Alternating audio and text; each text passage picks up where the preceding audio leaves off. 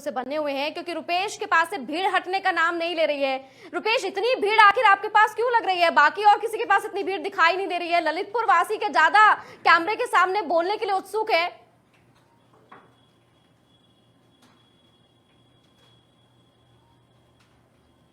यहाँ के जो लोग हैं, यहाँ के जो बाशिंदे हैं, काफी पिछड़ा हुआ इलाका है जी। यहाँ पे जो है मैडम कई ऐसे भी जो है क्षेत्र है बना हुआ है, जैसे अभी हम लखनजर की बात कर रहे थे, जहाँ पे जो है लोगों ने बहिष्कार किया हुआ है मतदान का। तो वहां पे जो लोग हैं उनने, अभी हम आपको बता दें कि जब प्रदीप जैन आदित्य यहाँ के सांसद हुआ करते थे, उस समय तक उन लोगों ने यहाँ पे ट्रेन नहीं देगी थी, रेल नहीं देगी थी। तो आप इससे अंदाजा लगा सकते हैं कि यहाँ के जो लोग हैं कितने मासूम हैं, कितने जो है ग्रामीण, कितना जो है पिछड़ा हुआ इलाका है। बिल्कुल। तो और रुपेश, आपके पीछे मैं युवाओं को देख सकती हूँ, तो युवाओं से आप बात करके बताइए कि अगर वो वोट डाल चुके हैं तो क्या क्या मुद्दे दिमाग में रहे, और डालने वाले हैं तो क्या क्या मुद्दे दिमाग में हैं? क्या नाम है आपका? शिशुपाल। क्या नाम है आपका? शिशुपाल। अच्छा शिशुपाल जी, आपने वोट डाल दिया आपने? हाँ, डाल दिया। हाँ, कौन कौन से मुद्दे रखे थे आपने? क्या सोच के डाला वोट के? आपके गांव का किस तरह से विकास होना चाहिए? क्या क्या लग रहा था आपको? हमें इस भाजपा सरकार में सबसे ज्यादा तो बेरोजगार युवा घूम रहा है, और किसानों की हालत बहुत बद से बदतर हो गई है। आपने देखा ही होगा कि जब वो मान लो खाद बीज की कितनी परेशानी हुई किसान के लिए। हर समस्या का कोई भी समाधान भाजपा सरकार नहीं कर पाई, इसलिए इस बार समाजवादी पार्टी की सरकार बनेगी और गठबंधन की सरकार बनेगी। क्या नाम है आपका भाई? हमारा नाम धनुष राम है। और जैसा कि आप पूछ रहे हैं किन किन मुद्दों को लेकर के आपने वोट किया है, तो जो सरकार है वर्तमान में, इसका हमें कोई भी मुद्दा या कोई भी चीज़ अच्छी लगी, केवल ये धर्म के नाम पर वोट चाहते हैं। केवल धर्म के नाम पर तो दे नहीं देंगे भैया, क्योंकि केवल धर्म जो है हमारे घर खाने को तो दे नहीं जाएगा। सबसे पहले हम लोगों को रोजगार चाहिए, स्वास्थ्य चाहिए, बच्चों को शिक्षाएं चाहिए और मूलभूत सुविधाएं चाहिए, जैसे बिजली है, सड़क है, अस्पताल है। किसी भी मुद्दे पर ये किसी तरीके से पास नहीं है। और जैसा कि देखेंगे आवारा पशुओं का इनके समय में एकदम से अंबार आ गया है।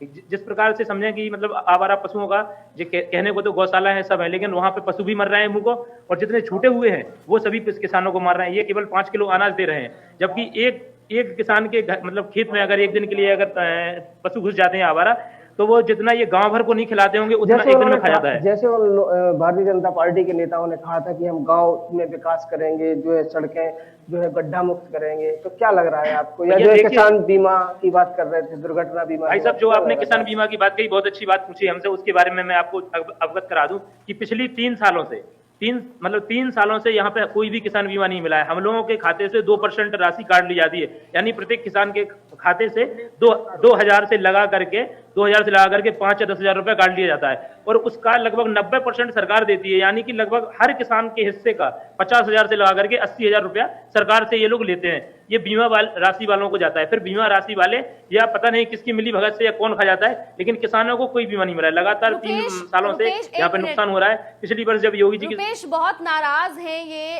आखिर क्या वजह है? इन 5 सालों से नाराजगी है, उससे पहले सब कुछ ठीक था?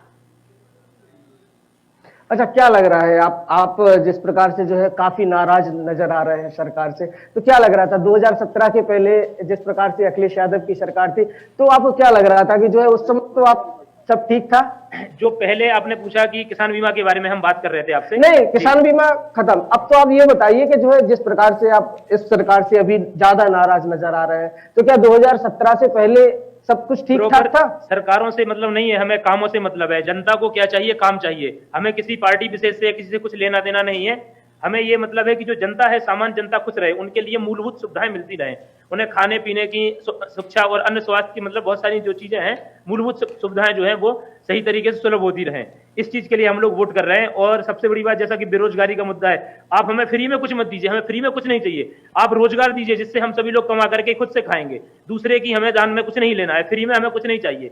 आप हमें रोजगार दीजिए, हम कमा करके शान से खाएंगे। आपके भीख जैसे मांग करके हम लोगों को खाना अपने आप में खुद अच्छा नहीं लग रहा है कि फ्री ये देंगे, फ्री वो देंगे।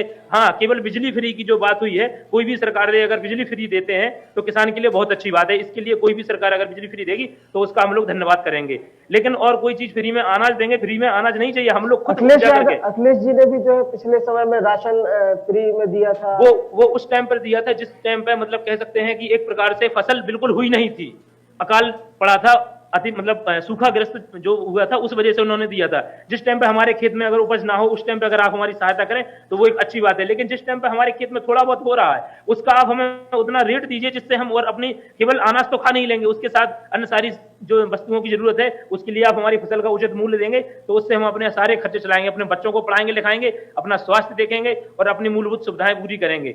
लेकिन जो ये कर रहे हैं कि 5 किलो अनाज दे रहे हैं, एक किलो चना दे रहे हैं, 1 किलो तेल दे रहे हैं, 1 किलो नमक दे रहे हैं, 1 किलो नमक भाई साहब किसी के लिए नहीं हो रहा है। इससे ज्यादा तो हम जानवरों को खिला देते हैं, जितना वो दे रहे हैं उससे अधिक हम लोग अपने जानवरों को खिला देते हैं। हमें चाहिए अपनी फसल का उपयुक्त मूल्य, हमारे बच्चों के लिए, भाई बहनों के लिए रोजगार, जो मुख्य सुविधाएं हैं वो चाहिए, सड़क, शिक्षा, स्वास्थ्य, इन सभी मुद्दों पे हम लोग वोट कर रहे हैं। और जैसा कि जो वर्तमान में सरकार है, ये कर्मचारियों के लिए, व्यापारियों के लिए, किसी के लिए भी उन्होंने अच्छा काम नहीं किया। आपके हिसाब से सबसे अच्छा मुख्यमंत्री कौन है? मुख्यमंत्री की अगर बात करें तो माननीय जो पूर्व मुख्यमंत्री अखिलेश यादव जी थे, उन्होंने विकास के मामले में जो कार्य किया है उनसे अच्छा हमें किसी भी प्रदेश का कोई भी मुख्यमंत्री दिखाई नहीं दे रहा है। प्रशासन के मामले की अगर बात करें तो माननीय जो सुश्री बहन जी मायावती जी थी, उन्होंने मतलब एक अच्छा कार्य किया था, किसमें, प्रशासन की व्यवस्था में उनका थोड़ा सा व्यवस्था हमें अच्छी लगी थी। उसके बाद प्रशासन अखिलेश यादव जी में थोड़ा सा कहीं ना कहीं छूट रह गई थी। योगी जी ने अच्छा काम नहीं किया है, इनका कहने का मतलब ये है, बातों को बहुत ज्यादा घुमा फिरा रहे हैं, सीधे नहीं कह रहे हैं।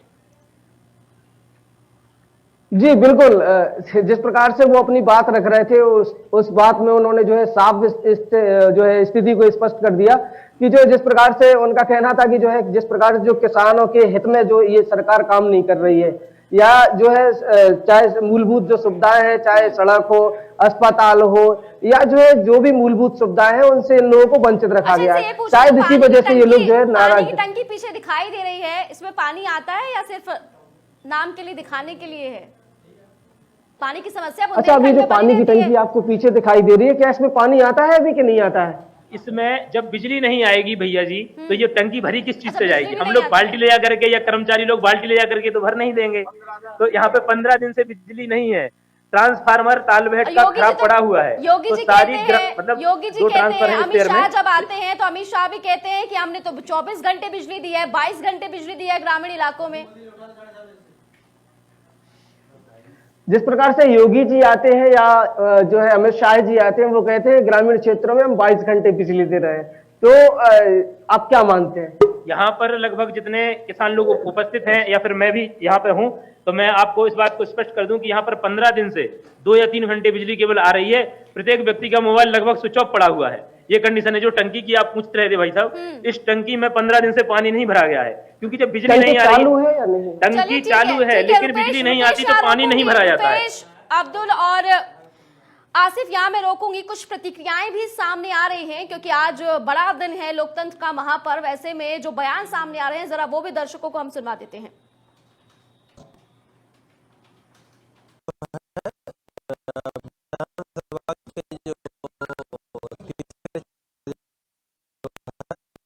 और यह